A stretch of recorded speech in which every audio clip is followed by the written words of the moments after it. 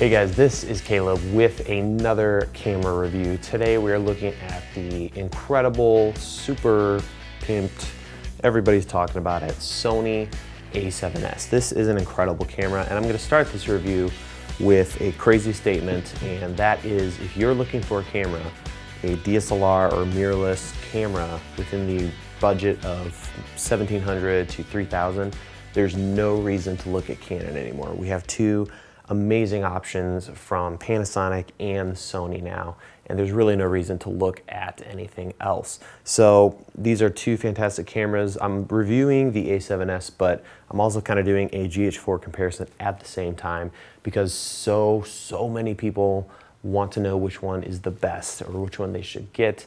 And anytime I'm asked about the A7s or the GH4, usually one of these other cameras are mentioned in the actual question. So we're gonna kind of look at them side by side. They both came out around the same time. And out of the gate, first thing is the price. And this guy, the A7s, runs for around $2,500, and the GH4 is at around $1,700. And I've been able to shoot a lot with these. I purchased two GH4s before the A7s was available, and I still love this camera. I think it's a fantastic fit for me, but the A7s has really perked my interest, and after actually shooting with it, I'm even more excited about the possibilities and the strengths of this camera. So I think we should do a classical pros and cons comparison and look at what the strengths and the weaknesses of this camera are. I've been able to shoot a lot. I've actually shot side by side and used both these cameras on a project recently, a music video. So it was really cool to shoot with both these cameras together and see where I leaned for the GH4 or when I was wanting to shoot with the A7s. So starting with the pros, low light is obviously a big deal on this camera. It's unbelievably amazing. You can take it to levels you wouldn't dream of on other cameras, and it's just so clean. And even when it does get a little noisy, the noise grain or noise pattern isn't really bad at all. And to me, this is a feature that I think of a little differently than other people. Other people think you don't need to use any lights, which I think is silly. But for me, it's using less light. That's one thing. And then the other thing is being able to have complete control over aesthetics and the look of my image. So here's an example. This camera shoots 120 frames per second. It isn't amazing. It's lower resolution and it looks kind of video-y. But the beautiful thing about having a low light camera like this is, let's say I want to shoot at 120 frames per second and I need to have the correct shutter speed to obey the 180 shutter degree rule, so I can have complete control over the shutter, bump up my ISO to compensate, and then I can decide, you know what, I really want to shoot this shot at f8. And I can do all that on this camera because I can have so much play with the ISO. That's really powerful, and you just have a ton of flexibility, and you can look at a scene and decide what your aperture is going to be, what your shutter speed is going to be, how you're going to place your lights, and then the ISO, you don't really have to think about it anymore. Whereas on the GH4, I have to be very careful as to how I light things. I don't want to go into an environment where it's really dark because I know this camera is going to be stressed at high ISOs, and high ISOs is child's play when you look at it on the A7s. So that's the first thing, low light. And then the second pro is obviously having that full frame sensor again. I left the 5D Mark II and the Canon 6D to switch over to the GH4s, and I've come to appreciate smaller sensor sizes. My first camera was a 7D, so I'm very comfortable with APS-C. I think it has a lot of strengths, and the GH4 with the speed booster gets you close to that super 35mm sensor. I really have come to appreciate that. There's a lot of good things about that. But there is something absolutely magical about full frame and shooting video on full frame. So I kind of was, fell back in love with that. Even though I've only been on the GH4 system for a little while, shooting on the A7s was really nice.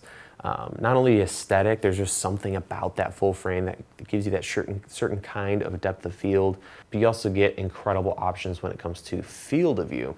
So this music video that I filmed, the actual performance part of the music video was in a tiny room. And it was amazing because I could shoot on a 28 to 70 Nikon lens on the A7s, and still be right up there, but have some more depth of field, shallow depth of field that is, as well as having lens compression with a longer lens. And then when I jumped out to 17mm on my 17-35 lens, it's just crazy talk how wide you can get on a full frame. So full frame, really, really beautiful stuff that will always be something amazing, and is a major feature with this camera. The next thing I really liked about this camera was that it has an APS-C option. So you can actually go into the menus of the camera and turn on APS-C.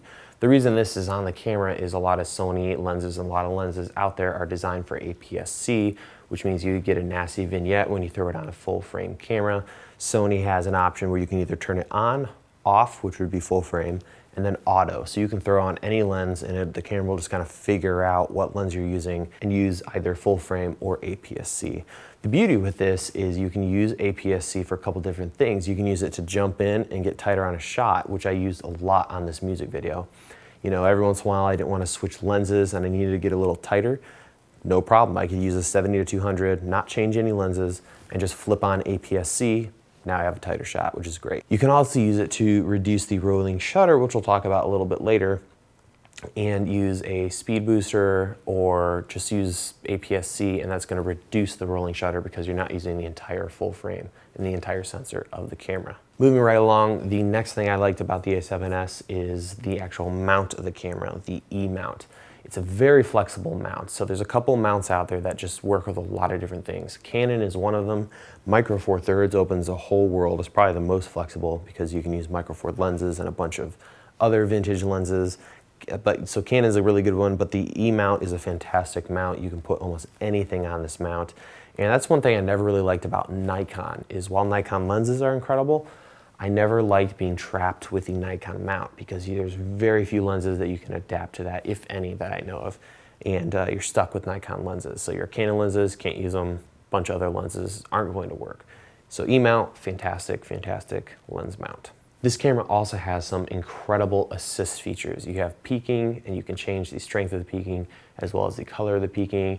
You have zebras. You have some fantastic guides, and one thing that's really nice to have, and I'm really sad the GH4 does not have, is the 2:3:5 aspect ratio guide that you can turn on the camera. And I use this for the music video because I wanted to film in that aspect ratio as opposed to 16:9. So I have it programmed so I can quickly turn that on and off on the camera.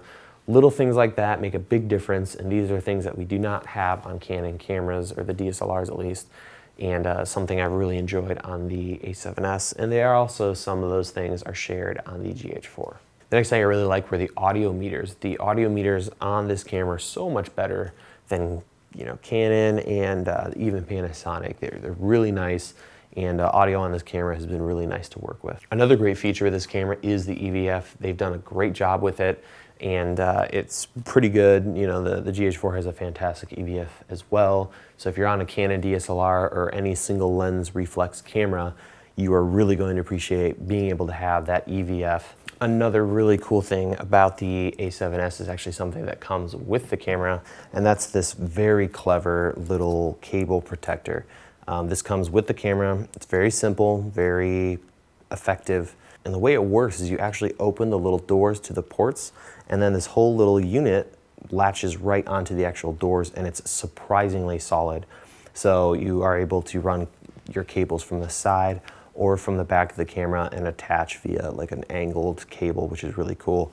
And then if you don't want it, it's as simple as releasing this little door and closing the actual ports. So something really clever. I commend the engineers for how they designed this and that it was affordable enough to throw in with the camera. Another feature I have to talk about because it was kind of a big deal for Sony to put this on this camera was SLOG 2. Now I'm gonna say I do not use SLOG 2. I used it a little bit on this camera and decided to turn that off and not use it. There's a couple reasons for this. First of all, the camera is 8-bit. This is still an 8-bit camera. Even when you run it through HDMI to an external recorder, you're still getting an 8-bit signal. So you're not gonna get 10-bit like you would on the GH4 if you ran through HDMI. So we have to keep that in mind. And when you record SLOG, it is so flat that to try to bring all that saturation and contrast back, you're pushing it and you can watch things just kind of get muddy again. So it's kind of like you know, Canon DSLRs and when we used these crazy flat profiles. So, you know, I didn't use it. I decided not to, and I'm glad I didn't. I don't think I'll ever use that on this camera. I think it makes a lot of sense for cameras like the f55, but on this camera, not really gonna be the best thing. The other reason is you are so screwed if you overexpose and blow out your highlights. So you have got to protect your highlights. And when I shoot, I don't like to use, you know, big honking, you know, vector scope and waveform monitors, which is really the tool you need to make sure you don't kill that when shooting SLOG 2. So this is kind of how I like to shoot, nice and small, minimal. I don't want to have a giant monitor to constantly checking the highlights, because the shoots I'm doing are very fast paced. We don't have a lot of time, so setups need to be lickety split. And having something that's a little bit flexible, and I know if I, you know, go a little too far on my exposure one way or the other, I'm still okay. Whereas if I shoot SLOG and I screw it up, I'm dead. So it's a cool feature that they included. I'm sure there's situations, but I'm not finding any reason to use that for me personally. And that kind of helps us transition from the pros to the cons of this cameras. And the A7S has a couple things that are really unfortunate. Some things, you know, we can live with. Other ones are kind of rough and might be too much of a travesty for some of you. And the first con is really no internal 4K. So on the GH4, this is all you need to capture 4K footage. Camera, lens, you're good to go. It records 4K internally, and you can do 4K 10-bit using an external recorder like the Shogun, which will eventually come out, hopefully soon. And on this camera, the A7S, we do not have that. So to get 4K on this, down the road we'll have Shogun recorder and, you know, a bunch of other ones, and you'll have to strap that on and attach that to the camera. Currently, the only way to get 4K with this camera is externally to something like a computer, and Philip Bloom has some information on that if you're interested in that. So that's kind of sad to me, because I really like staying light and mobile, and I really love how the GH4 has that perfect balance of 4K resolution data rate, but still has compression. So you're not going to, it's not like a RED camera where you're getting 4K and you're filling up ungodly sums of hard drive space. It is very conservative, but at the same time, you're still getting the resolution and you're getting a lot of flexibility in post, because there's enough information in there to really go to town on your grades and color correction. The other thing I didn't like was the actual screen. You can get, you know, low angle with the screen or high angle with the screen, but you can't flip out the screen, which I found a little frustrating, especially if you ever use the camera from the side or just a weird angle. You know, you can't really pull that off. So not a huge deal, but something to mention. The other thing is the record button placement is in the stupidest place. I have no idea why they put it here. It probably has to do with all the amount of stuff that they just packed into this camera. But it's right here on the corner, and the grip is angled really strangely, and the record button is just in a terrible, terrible place. So I found that I would be shooting, you know, and I'd have it held like this with the grip, and I'd have to let go of the grip to get to the record button.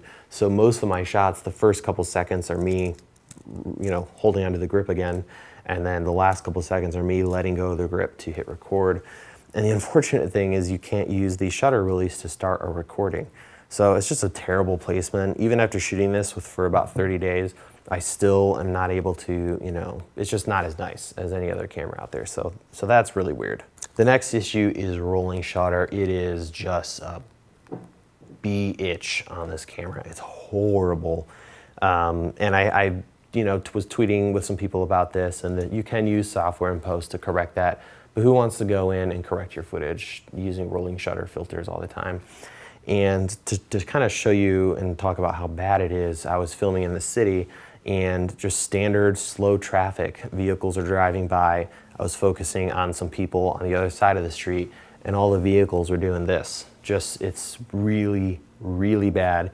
You can work around it by using the APSC setting on this camera, but it's definitely pretty rough. Way worse than, you know, a Canon 5D Mark III. So definitely something to consider if you're doing lots of action, you know, filming and whatnot. This might not be the best option for you.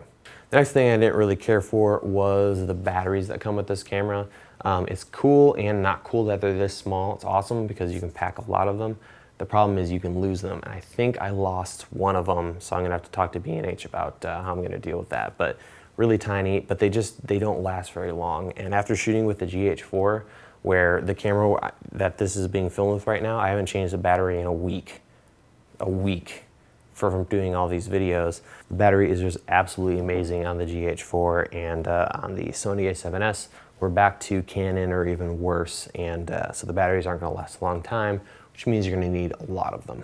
The next thing that's a little sad about this camera is you have to really get the right cards to make this work. And some of you might say, well, the GH4 is the same way. You need some pretty crazy cards to pull off 4K. And while you do technically need better cards, the camera still works with, you know, cards that work on the T2i, so T3i, any of those Canon DSLRs. So if you're gonna shoot XAVCS, you're gonna want to get a fast card. The one I've been using that's been working great is the Transcend SDXC1U3 Class 10 card. I'll put a link to this in the show notes at DSLRvideoshooter.com. And that card's been working really well. It's 64 gigs, so that gives me tons of record time.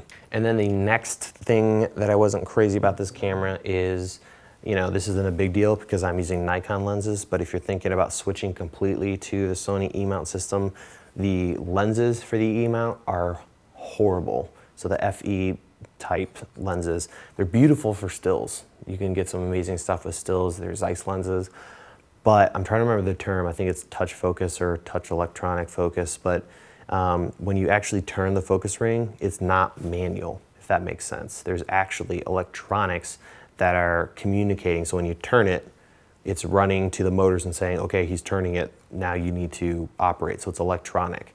And I don't know what they're thinking, but the way that they've designed it is it's not constant. So if I move this exactly 180 degrees, you would think it would change exactly a certain amount of focus distance. I know this is getting confusing, but stay with me. So when you're focusing and you're trying to follow somebody, if you slow down, it slows down twice as fast or speeds up, something really weird. So I've shown this to a lot of the shooters, and it's virtually impossible to follow or track a subject. So these lenses are not going to work very well for video. So I really recommend, if you're gonna go with this system, get an adapter. Right now I'm using the Metabones standard dummy adapter with Nikon lenses, and that has been fantastic. So Nikon lenses, big fan. So those are some of the pros and cons, and now I want to talk about these two cameras and talk to you guys, for those of you that are sitting there trying to decide which one to get.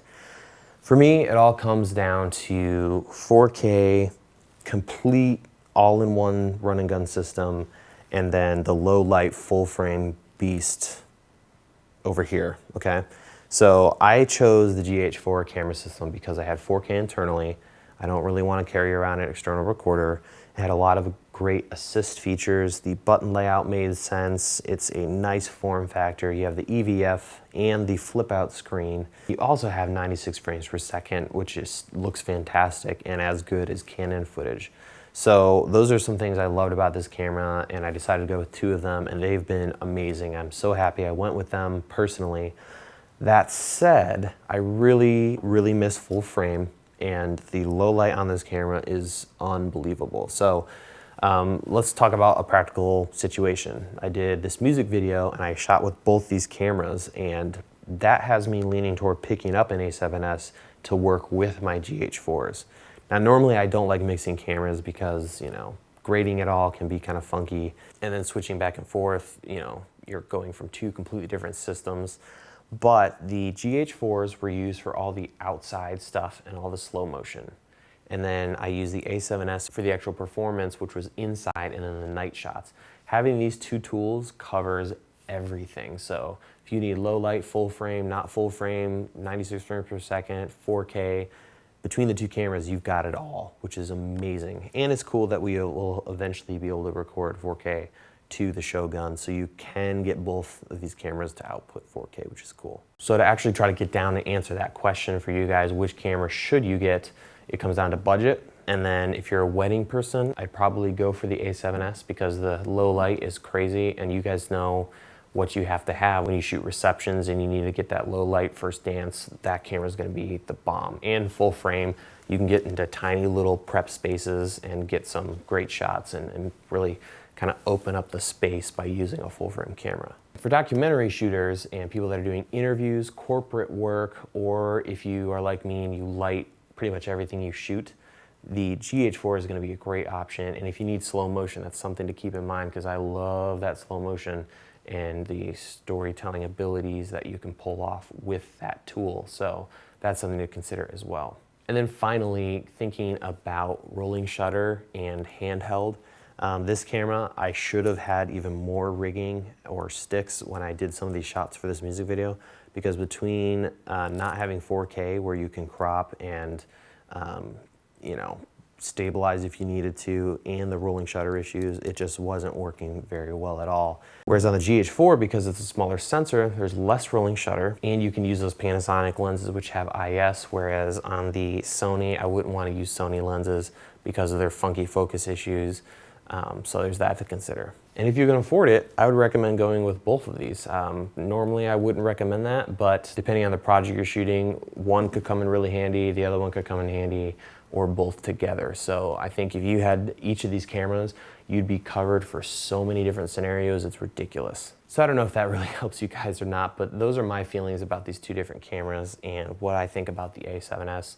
Let me know if you guys have any questions at all. I'd be happy to help out, and hope you've enjoyed this. Stay tuned for more content at DSLRvideoshooter.com.